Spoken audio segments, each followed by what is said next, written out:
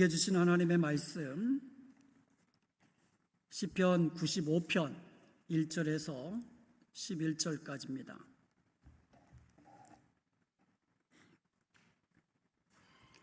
오늘 우리에게 주신 하나님의 말씀 시편 95편 1절부터 11절까지 함께 봉독합니다. 오라, 우리가 여호와께 노래하며 우리의 구원의 반석을 향하여 즐거이 외치자. 우리가 감사함으로 그 앞에 나아가며 시를 지어 즐거이 그를 노래하자. 여호와는 크신 하나님이시요 모든 신들보다 크신 왕이시기 때문이로다. 땅의 깊은 곳이 그의 손안에 있으며 산들의 높은 곳도 그의 것이로다. 바다도 그의 것이라. 그가 만드셨고 육지도 그의 손이 지으셨도다. 오라, 우리가 굽혀 경배하며 우리를 지으신 여호와 앞에 무릎을 꿇자. 그는 우리의 하나님이시요 우리는 그가 기르시는 백성이며 그의 손이 돌보시는 양이기 때문이라. 너희가 오늘 그의 음성을 듣거든 너희는 무리바에서와 같이 또 광야의 마사에서 지냈던 날과 같이 너희 마음을 완악하게 하지 말지어다.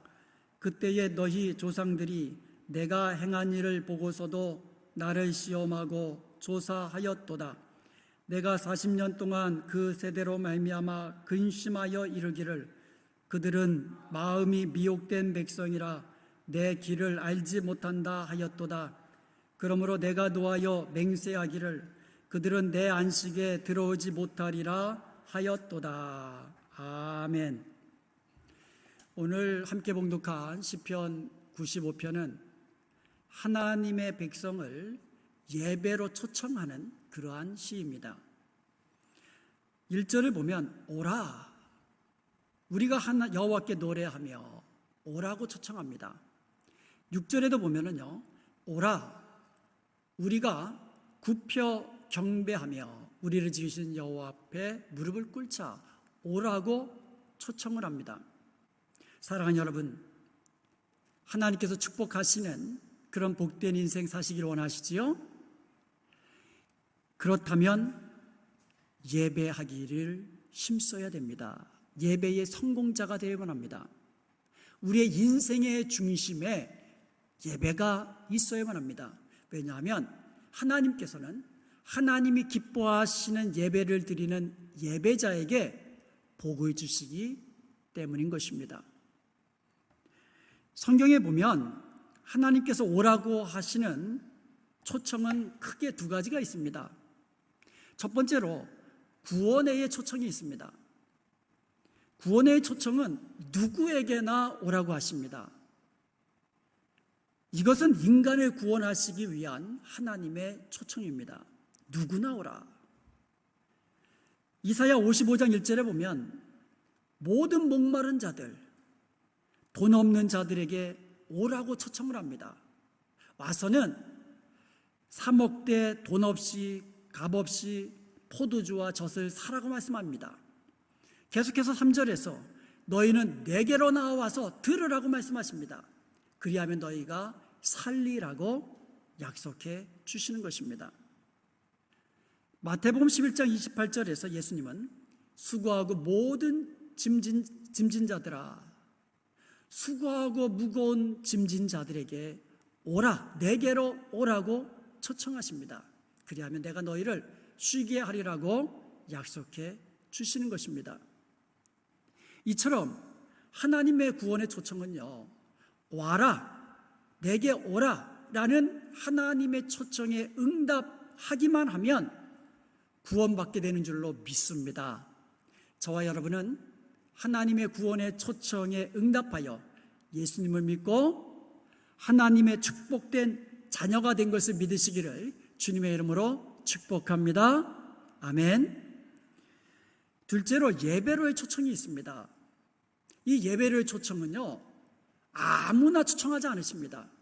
구원의 초청은요, 누구나 와라, 와서 구원받아라 라고 하시지만 예배로의 초청은 예수님을 믿고 구원받은 성도들에게 초청하시는 하나님의 초청인 것입니다. 그리고 예배로의 초청은요, 예배하는 자에게 복을 주시기 위한 하나님의 초청인 것입니다. 하나님께 드리는 예배는요, 아무나 와서 드릴 수 있는 것이 아니에요. 하나님의 구원의 은총을 받은 사람만이 하나님이 기뻐하시는 예배, 그런 예배를 드릴 수 있다는 것입니다. 그러므로 우리는 하나님이 예배로 초청하시는 그 예배의 자리에 항상 있음으로 인하여 예배자에게 주시는 그 복을 누리는 복된 성도가 되시기를 주님의 이름으로 축원드립니다. 그렇다면 왜 우리는 하나님께 경배와 찬송을 드려야 할까요? 우리가 하나님께 경배와 찬송을 드려야 하는 이유를 오늘 본문 말씀에서는 하나님은 창조주 되시기 때문이라고 말씀하고 있습니다. 하나님께서는 모든 우주 만물을 창조하셨습니다. 4절과 5절에 보니까 땅의 깊은 곳이 그의 손 안에 있으며 산들의 높은 것도 그의 것이다. 바다도 그의 것이라 그가 만드셨고 육지도 그의 손으로 지으셨도다 말씀하고 있습니다. 에베소서 2장 10절에도 우리는 그의 만드신 바라, 우리가 하나님의 창조물이라고, 피조물이라고 말씀하고 있습니다. 그리스도 예수 안에서 선한 일을 위하여 지으심을 받은 자라고 말씀하고 있습니다. 하나님은 우리의 찬송과 예배를 받으시기에 합당한 전능하신 창조주 하나님이십니다. 계시록 4장을 보면은요, 주님께서 사도 요한을 통하여서 천상의 모습을 공개해 주셨습니다. 그런데 그곳에서 보면 하나님에 대한 경배와 찬송이 끊이지 않는 것을 볼 수가 있습니다. 보좌 주위에 하나님을 섬기는 그룹 천사들이 끊임없이 하나님을 찬송합니다. 그리고 보좌 주위에 있는 24장로들이 하나님 앞에 엎드려 찬송을 하는데 계시록 4장 11절에 보니까 이렇게 찬송합니다. 우리 주 하나님이여, 영광과 존귀와 권능을 받으시는 것이 합당하오니 주께서 만물을 지으신지라. 만물이 주의 뜻대로 있었고 또 지으심을 받았나이다. 주께서 만물을 지으셨으니 우리의 찬송과 경배를 받으시기에 합당하십니다. 이렇게 우리 하나님 앞에 엎드려 찬송 드리는 것입니다. 여러분, 하나님이 지으신 모든 만물 안에는요, 창조주 하나님의 능력과 영광이 담겨져 있습니다. 꽃 한 송이를 볼 때마다, 물소리, 새소리 들리는 자연을 걸을 때마다 우리는 그 안에서 창조주 하나님의 그 능력, 창조주 하나님의 그 영광을 볼 수가 있다는 것입니다. 그러므로 우리가 예배할 때마다 창조주 하나님의 능력과 영광을 찬송하는 복된 저와 여러분이 될 수 있기를 주님의 이름으로 축복합니다. 우리가 하나님을 찬송하며 예배해야 되는 또 다른 이유가 있습니다. 그것은 하나님이 우리를 구원해 주셨기 때문인 것입니다. 오늘 본문 1절을 다시 보겠습니다. 오라 우리가 여호와께 노래하며 우리의 구원의 반석을 향하여 즐거이 외치자. 여호와는 우리의 구원의 반석이십니다.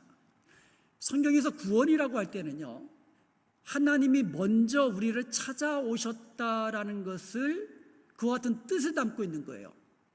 사람이, 죄인된 인간은 하나님께 나아갈 수 없습니다. 그것은 불가능합니다.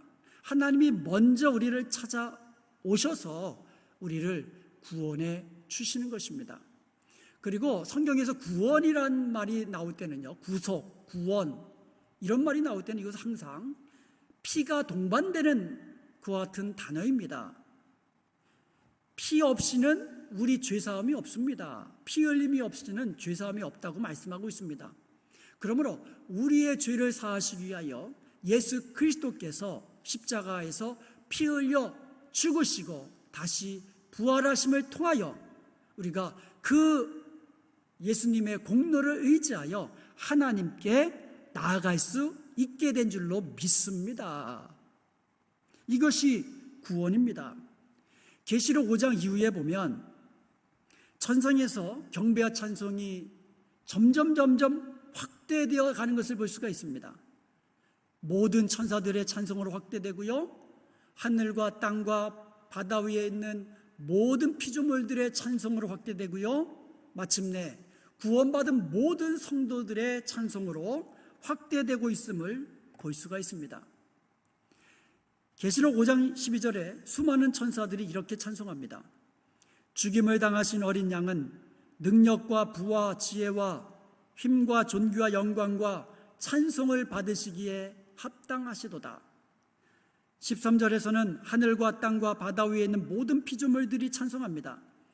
보좌에 앉으신 이와 어린 양에게 찬송과 존귀와 영광과 권능을 세세토록 돌릴지어다.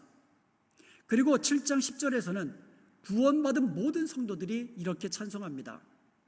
구원하심이 보좌에 앉으신 우리 하나님과 어린 양에게 있도다. 여러분, 여호와 하나님은 우리의 구원자가 되십니다. 저와 여러분이 죄악 가운데서 구원함을 받은 것, 영원한 생명을 얻은 것, 모든 것이 하나님의 은혜인 것입니다. 우리를 구원하시기 위해서 하나님께서 독생자 아들 예수 그리스도 이 땅에 보내셨습니다. 먼저 찾아오신 것입니다.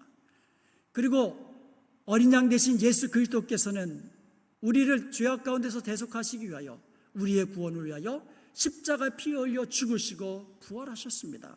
주님의 은혜입니다. 그리고 예수님께서 십자가에 이루어 놓으신 구원을 각 사람에게 실제적으로 적용시켜서 구원하게 하신 성령 하나님의 은혜입니다. 이처럼 날마다 우리를 구원하신 여호와 우리 하나님의 은총을 감사하며 찬송하며 예배하는 복된 예배자가 되는 저와 여러분이 될 수 있기를 주님의 이름으로 축원드립니다. 우리가 하나님을 찬양하며 예배해야 하는 이유는 셋째로, 하나님은 우리를 다스리는 왕이시고 우리를 돌보시는 목자이시기 때문인 것입니다. 1절에 보면 오라 하고 우리를 예배로 초청하시면서 3절에서 그 이유를 이렇게 말씀하시고 계십니다. 여호와는 크신 하나님이시요 모든 신들보다 크신 왕이시기 때문이로다. 그리고 6절에서 다시 오라고 우리를 예배로 초청하시면서 그 이유를 7절에서 이렇게 설명하십니다. 그는 우리의 하나님이시요 우리는 그가 기르시는 백성이며 그의 손이 돌보시는 양이기 때문이라. 우리가 왕 대신 하나님의 통치를 받으며 다스림을 받게 되면 의와 평화를 누리는 복을 누리게 됩니다. 그리고 우리를 주님의 돌보심을 받게 되면, 우리의 선한 목자 되신 주님이 우리를 돌보시는 그 은혜를 받게 되면 날마다 쉴만한 물가로 푸른 초장으로 풍성함을 누리고요, 그리고 주님의 강하신 그 손 아래서 안전함을 누리게 되는 줄로 믿습니다. 이렇게 우리가 하나님을 찬양하는 이유는 분명합니다. 꽃들도 새들도 구름도 모든 피조물들은 다 하나님을 찬송합니다. 그렇다면 하나님의 창조의 가장 걸작품인 우리 인간들은 더더욱 하나님을 찬양해야 되지 않겠습니까? 우리를 창조해 주실 뿐만 아니라 우리를 죄악 가운데서 구원하신 놀라우신 그 하나님의 은혜를 생각하며, 그리고 우리를 날마다 돌보시고 이끄시고 우리에게 필요한 것으로 날마다 공급해 주시는 우리의 선한 목자 되신 주님을 생각하면서 날마다 감사함으로 예배하며 하나님께 영광 돌려야 될 줄로 믿습니다. 자, 그렇다면 우리가 어떻게 찬송하며 예배해야 할까요? 하나님은 우리를 축복하시기 위하여 예배로 초청하셨습니다. 그리고 하나님은요, 우리의 예배를 받으시기에 합당하신 창조주 하나님이시고 구원의 하나님이시고 우리를 돌봐 주시는 목자 되신 하나님이십니다. 그런 하나님 앞에 우리가 어떻게, 어떠한 자세로 찬송하며 예배를 드려야 할까요? 시편 95편 오늘 본문 1절에 보니까 오라 우리가 여호와께 노래하며 즐거이 외치자라고 이야기합니다. 하나님 앞에 노래하면서 즐거이 찬송하라고 말씀하고 있는 겁니다. 그리고 2절에 보니까 우리가 감사함으로 그 앞에 나아가서 시를 지어 즐거이 그를 노래하자. 하나님 앞에 예배하며 나아갈 때는요, 감사함으로 하나님 앞에 나아가야 됩니다. 그리고 즐거움으로 기뻐하며 찬송해야 하는 것입니다. 그리고 그 앞에 무릎을 꿇어야만 하는 것입니다. 오늘 본문 6절에 보니까 오라 우리가 굽혀 경배하며 우리를 지으신 여호와 앞에 무릎을 꿇자 이렇게 말씀하고 있습니다. 예배자의 자세가 잘 나타나 있습니다. 여기서 무릎을 꿇는다라는 말은 얼굴을 땅에 대고 경배한다라는 뜻이에요. 이 말은요, 하나님을 경외하는 자의 모습, 하나님의 권위 앞에 무릎 꿇고 복종하는 예배자의 모습인 것입니다. 계시록 7장 12절에 보면 모든 천사들이 이렇게 찬송합니다. 아멘. 찬송과 영광과 지혜와 감사와 존귀와 권능과 심이 우리 하나님께 세세토록 있을지어다. 아멘. 이렇게 노래합니다. 아멘으로 시작해서 감사함으로 찬양하다가 아멘으로 끝을 맺고 있는 것을 보게 됩니다. 이것이 우리의 예배가 되어야만 합니다. 우리가 예배할 때에 하나님 오늘 예배를 통하여 무슨 말씀을 내게 하시든지 종이 듣겠습니다. 이렇게 아멘으로 우리의 예배는 시작되는 것입니다. 그리고 감사로 즐겁게 하나님을 찬송하는 것입니다. 그리고 오늘 하나님이 내게 주신 말씀 아멘으로 받고 그리고 그 말씀대로 순종하며 살아가는 것입니다. 이것이 하나님이 기뻐 받으시는 예배자의 모습인 것입니다.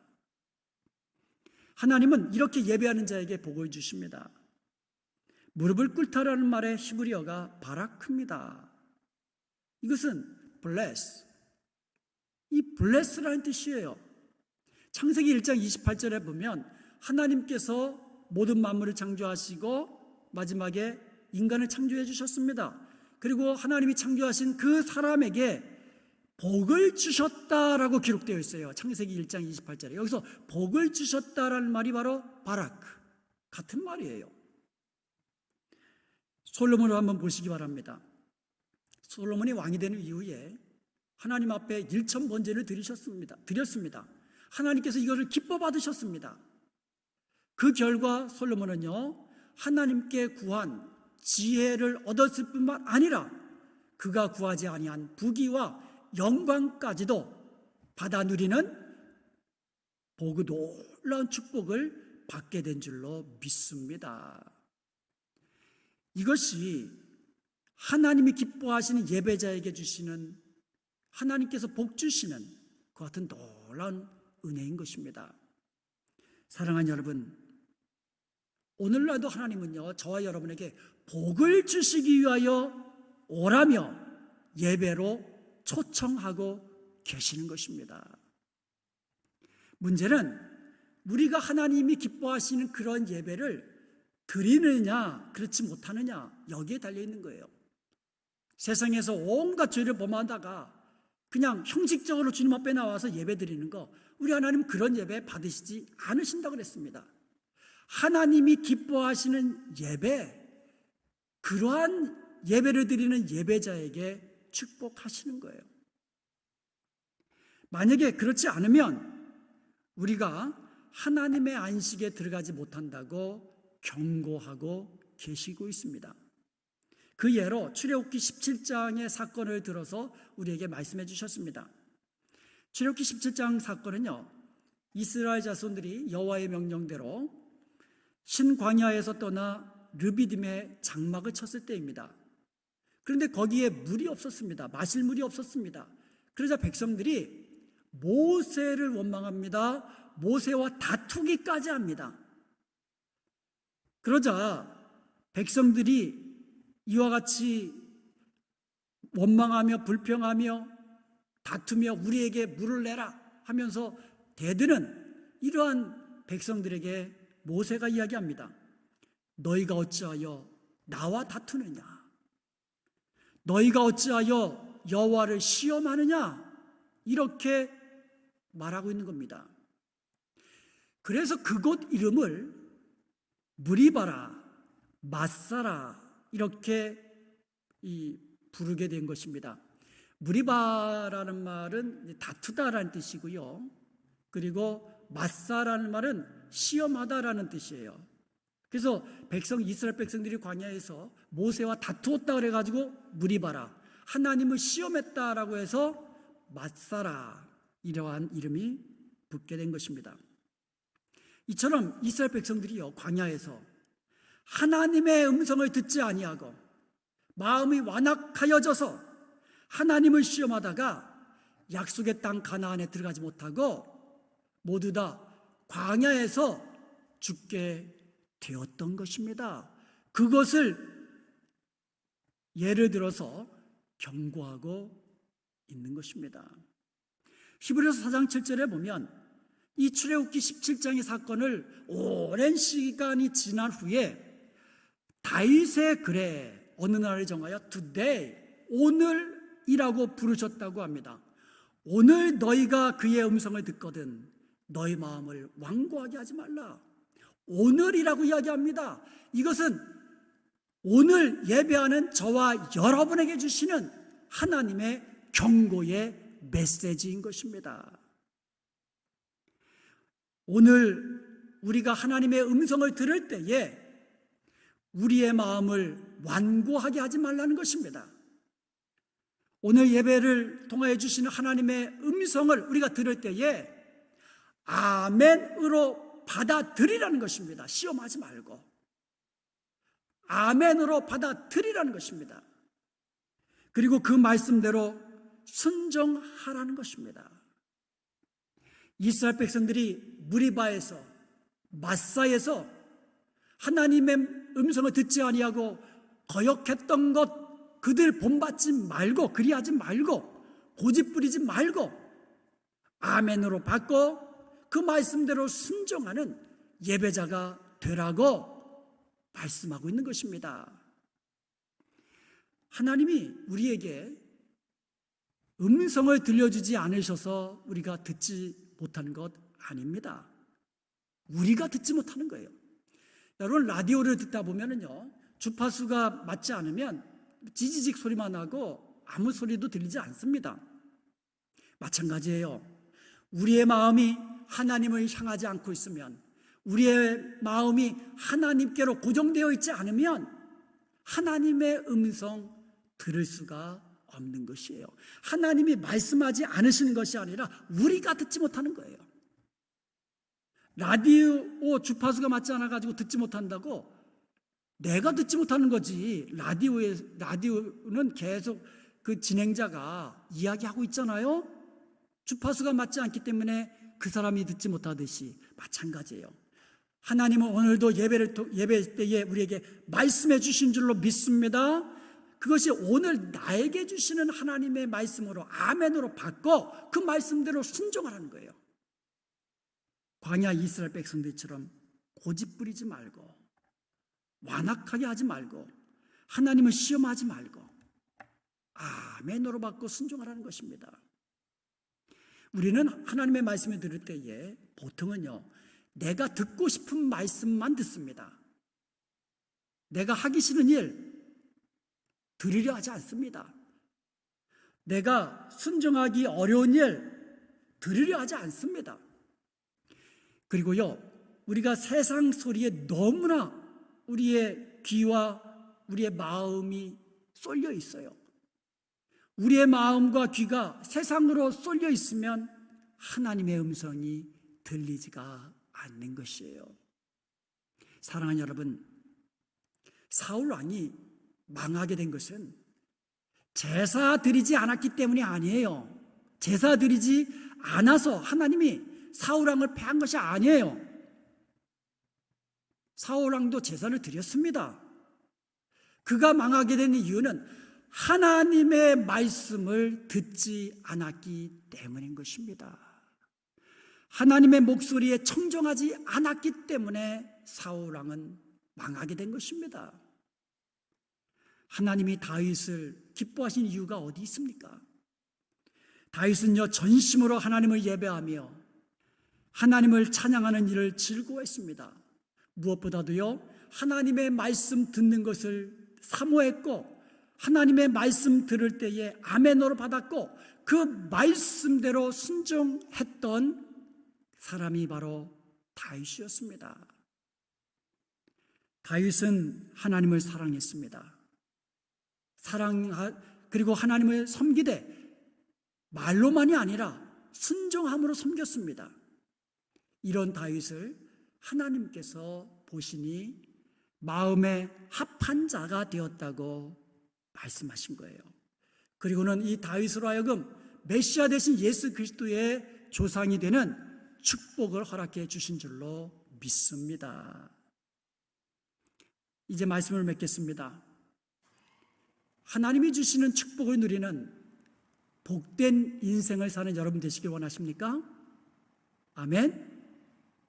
그렇다면 예배가 여러분의 삶의 중심이 되게 하십시오. 창조주 하나님, 구원의 하나님, 우리를 돌보시는 하나님은 우리의 찬송과 경배를 받으시기에 합당하신 여호와 우리 하나님이십니다.